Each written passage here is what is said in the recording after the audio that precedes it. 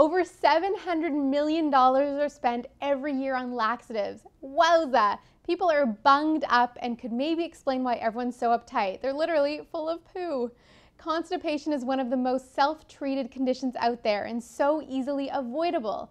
Just because pooping every other day habit might be your normal, it's not healthy. And even if you're going every day, you could still be constipated. On today's episode of MeghanTV, my guest and I are dishing the scoop on the poop.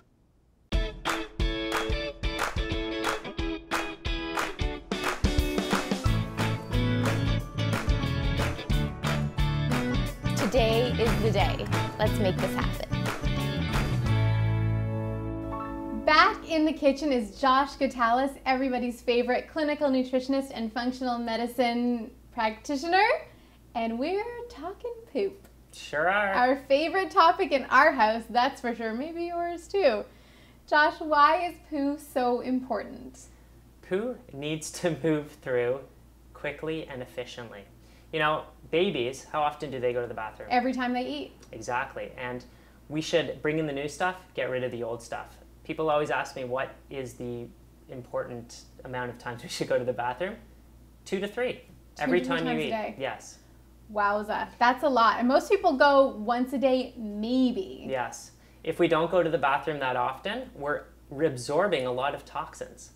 Toxins that you and I like to refer to as Toozy juice. What are the implications of reabsorbing, having this toozy juice circulating in your body? Well, they really just exacerbate any problems you might have. It's kind of like having garbage that you never take out in your home, and it just sitting there, the stench starts to enter your home, and then it affects everything you do.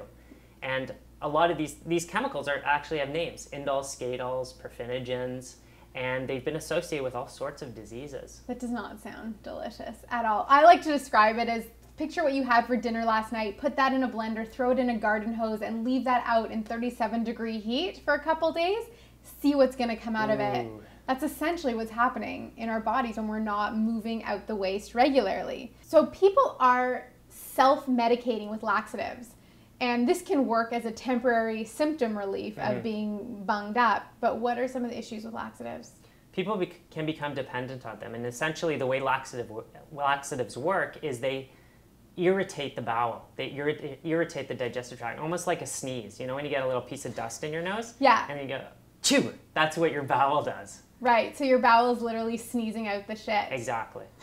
Except no one says bless you afterwards. They should.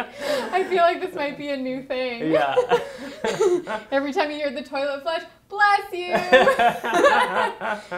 You've got 7 tips for us to help us keep things moving. What is number 1?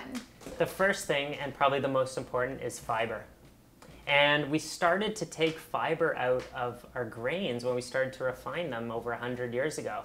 And now, basically, we have these refined grains. We take the fiber, we stick it together with sugar, and we call it all bran or bran buds.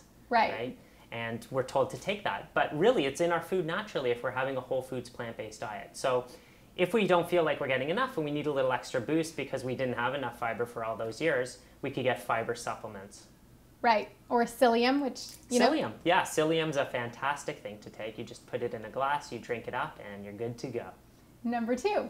With the fiber, you need water, because without fiber, or without water, the fiber doesn't really work. So making sure you're drinking enough water, and many people are dehydrated and just not getting their body's needs, and that helps to bulk up the fiber and actually give it some oomph. Oomph, I like that. Yes. You got to oomph up that fiber, because the colon is a muscle and it likes to strengthen and work out. Yeah. Gut flora, probiotics. Yeah. I've mentioned in previous sessions we've had together that we are more bacteria than we are human, and most of them live in our gut. We're outnumbered 10 to 1. And they're essential for the health of the gut and actually to help to keep things moving. Right. And number 4. Rest and relaxation. Psh, I like that one. Yeah, so, you know, when people are stressed out, you get tense muscles. Yeah. Right? And we feel it on the outside. But we can't feel what's going on the inside until it's really gone too far. So if our muscle is tense on the outside, we're probably tense on the inside too, and our bowel and digestive tract is just one big muscle. Yeah. So people tend to be a little bit tight in the large intestine. So when we say people are uptight, they're a tight ass, it might be actually literal. It could be completely accurate. And in order to relax that muscle, we need to relax mentally. All right, your next tip, number 5. Magnesium. And along the same lines, magnesium helps muscles relax. Yeah, can we give a quick point? Because there's different kinds of magnesium and different supplements have different qualities. Your supplement is magnesium glycinate, glycinate. Yes, I would recommend magnesium glycinate, or actually even better is magnesium citrate. Okay, because we don't actually absorb all of it, and it'll help to keep things moving. But it helps to relax the muscle. And sometimes people do the other stuff. They've increased the fiber in the water, but they're still plugged up. Tight Exactly. asses, yeah. So the magnesium is kind of the thing that relaxes the bowel and gets everything moving again. I like that. Number 6.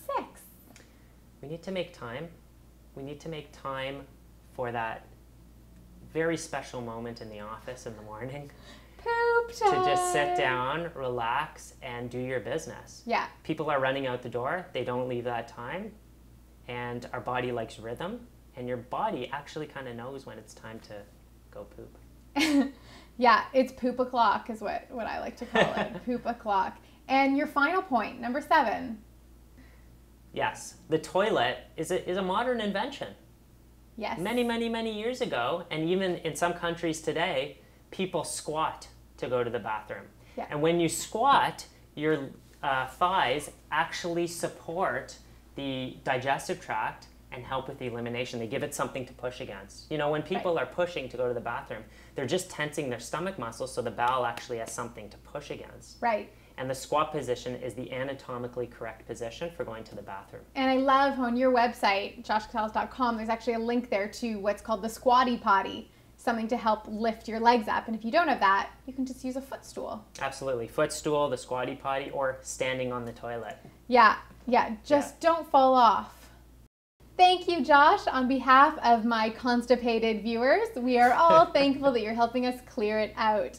You always make it so simple. To find out more on healthy digestion, visit joshcatales.com. Do you have pooping problems? Have you overcome your irregularity? What worked for you and what didn't? There's no such thing as too much information in the conversations over at MeghanTelpner.com. If this resonated with you, or you know someone who could use a little health inspiration, share it, please.